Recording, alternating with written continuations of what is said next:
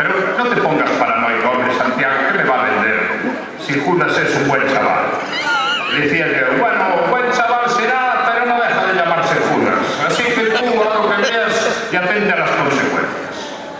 Luego pasó lo que pasó, remítome a las escrituras que para algo están aí.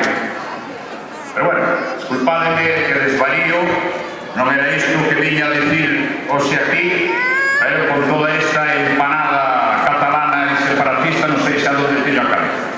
Eu veño aquí hoxe a pregoarvos a verdade, porque a verdade é que, vamos a ver, a mí que deixedes o goberno municipal en manos de 4 frikis indocumentados como están aí, ni me vai ni me ven.